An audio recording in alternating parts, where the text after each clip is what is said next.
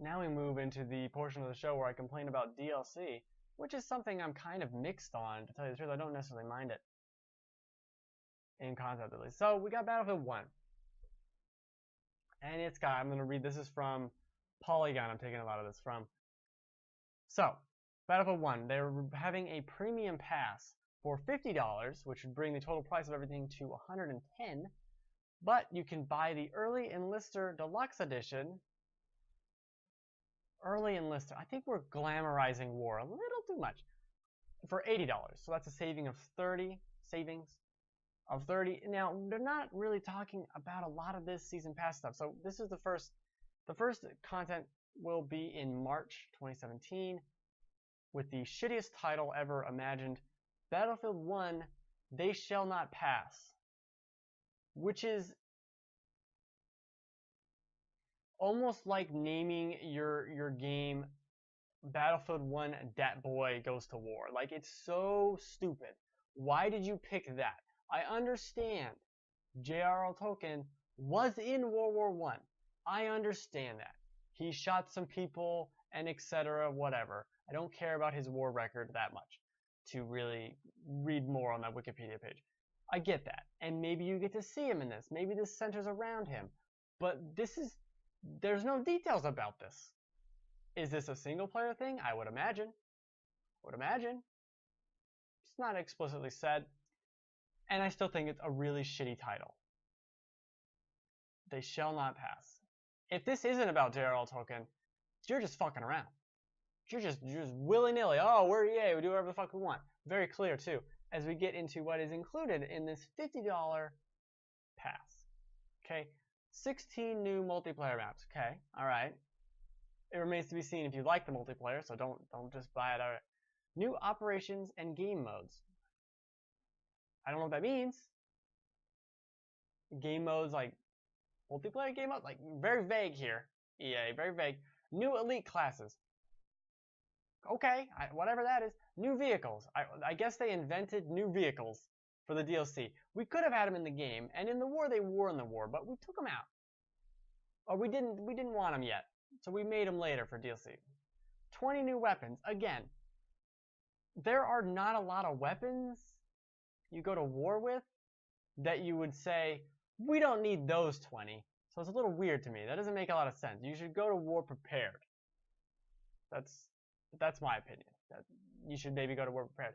Now, 14 Battlefield 1 battle packs containing standout weapon skins, because that's what I want to do in my multiplayer match. Stand out. Delivered monthly, starting in November. Now, and also, to top it all off, if that wasn't enough, if you're reading all that list and going, I don't know, they got one more thing, 14 unique dog tags. Why even put that on the list? Like, who gives a fuck about the dog tags? This is very much the Star Wars Battlefront idea of, hey, we got a really expensive season pass, but at least this time we have a single-player campaign. But it does beg the question of kind of like Fallout 4 comes out with all this stuff. It has its own season pass, sure, but a lot of content. Witcher 3 has its own season pass, but a lot of content there. And then we get shooters all the time with their 8-hour at most campaigns and 10 multiplayer maps, and they're like, yeah, we need double the price now. It's just a little weird. It's just a little weird, because I understand it's a lot of work to make a multiplayer game. I understand that it's a lot of work to make a single player game. But when you look at Fallout and you look at Witcher, even if they're vastly different games, there's a lot of shit there.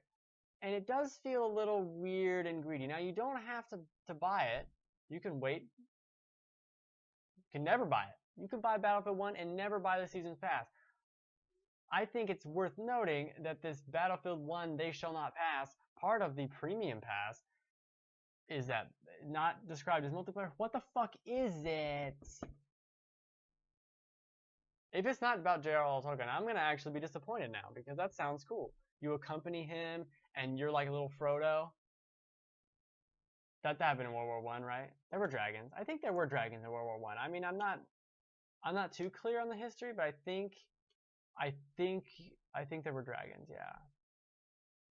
That's where the trenches came from. That's where that's how they dug the trenches. Actually, a little known fact. They got the dragons to, like, with their giant claws, dig out the trenches. And that's why they couldn't. That's why they said, like, the battle lines didn't move very much during World War I. That's because the dragons were, like, super lazy and didn't want to dig that many trenches, so they just kept kind of hopping between trenches. It was a horrible war, though. There were no dragons. Or were there? Alright, now, speaking of DLC, we got the Division, which I had forgotten about, more or less, and it seems like the fervor has beyond died out. So, why are we talking about the Division? Ubisoft is delaying the remainder of the Season Pass, haha, so that they can focus on the game. Now, I'll read some more stuff, again, from Polygon. They're releasing Update 1.4. And they were going to release, I believe it's the Survival DLC pack. There were three planned parts of this season pass. So Survival, the first one already came out, I forget what it was called. Survival, supposed to come out with 1.4, which is coming out soon, the patch. And then, where is it? Here, Last Stand, with the final one, was going to be late this year. Now it's in early 2017. So I'm going to read the quote, which is from a blog that Ubisoft put out. With Update 1.4 in the works, it has become clear with your feedback and our own observations that our priority should now be on improving the core gameplay experience. Does that sound strange to you? Let's take a look back. Our priority should now be on improving the core gameplay experience. Seems like a good call. We'll return to that point in a minute. Oh, also worth mentioning, $40 this season pass, which has now been delayed. Now, this quote is from Polygon, the Polygon article in particular. With Update 1.4 and beyond, the Division team says it plans to focus efforts on fixing known issues. Good. Maybe if you knew about those issues, which you did clearly because you're admitting you did, you should update them. That's a good call. Good call, Ubisoft. What else are they going to do? They're going to make loot drops more relevant. No-brainer. Great idea. Let's make things more relevant. Everything more relevant to the player. What else? Game balance. Okay, you should also do that. Yes, that's a good point. Improving the solo player experience. Okay, well, maybe the solo player, probably not playing the Division anymore, but I guess new people and whatever. And quality of life additions based on community feedback. Now, let's take a look here. Let's check my watch. All right, let's go. It came out in March, April, May, June, July, August. Okay, so it took them 5 months to realize, hey, maybe we should focus on the core gameplay experience and not the DLC. Maybe we should look at the game, which a lot of people have kind of complained about. Maybe we should do that.